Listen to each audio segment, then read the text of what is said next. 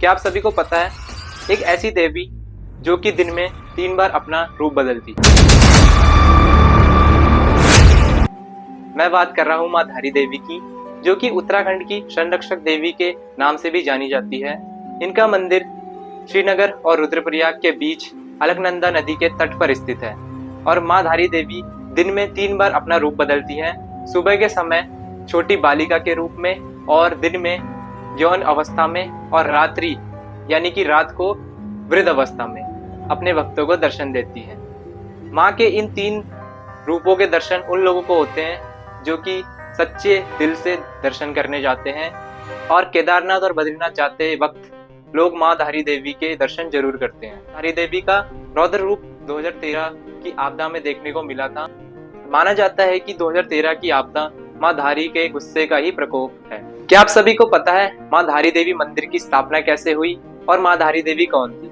माना ऐसा जाता है कि माँ धारी देवी के 7 भाई थे और वह अपने भाइयों से बहुत ज्यादा प्रेम करती थी, लेकिन जो वो 7 भाई थे वो अपनी बहन से बिल्कुल भी प्यार नहीं करते थे बल्कि नफरत करते थे। इसका कारण ये माना जाता है कि पहला तो वो बहुत ज्यादा सांवली थी और दूसरा ये माना जाता है कि उन भाइयों को पता चल चुका था कि उनकी बहन के ग्रह उनके लिए अच्छे नहीं थे।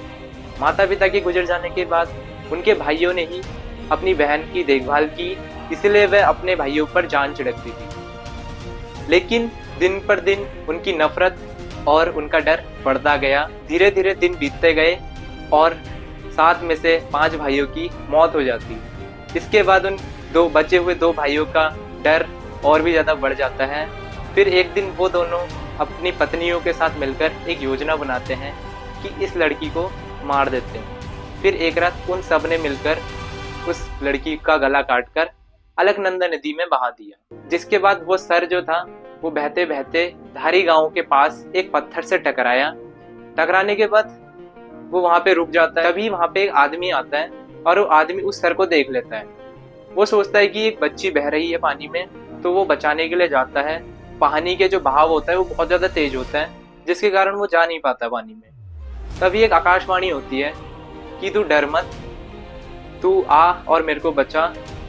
जहां जहां पर तू कदम रखेगा वहां वहां पर सीढ़ी मैं बनाऊंगा। तो ये सुनते ही वो जो आदमी होता है वो साहस दिखाकर आगे बढ़ने लगता है और वैसा ही होता भी है कि जैसे जैसे वो कदम बढ़ाता है वहां वहां पे सीढ़ियां बनने लग जाती है। तो वो जाता है और वो सोचता है कि वो बच्ची है जो बह रही है, तो वो उठाता है उसको। तो जब देखता है सिर्फ गर्दन सर था, जो नीचे का हिस्सा था वो नहीं था, ये कटा हुआ सर था। तो वो इसे देख के बहुत ज्यादा डर जाता है और उसके बाद एक आवाज आती है। तो वो जो आदमी होता है वो देखता है कि आवाज कहाँ से आ रही है। उसके बाद उसे पता चलता है आवाज सर से आ रही होती है।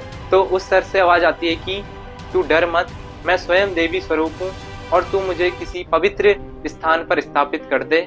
फिर उसके बाद वो जो आदमी होता है वो सोचने लग जाता है कि अचानक से नदी में सीढ़ी का बनना और एक सर का बोलना, तो वो ये मान लेता है कि ये साक्षात देवी है। उसके बाद वो वैसा ही करता है, एक पवित्र पत्थर पर उस गर्दन को रख देता है। उसके बाद माँ धारी देवी उस आदमी को अपनी सारी कहानी बताती है कि उनके साथ क्या क्या हुआ था और उसके बाद वह मूर्ति रूप में स्थापित हो जाती है, जो कि बाद में धारी गांव की देवी के नाम से प्रसिद्ध हुई।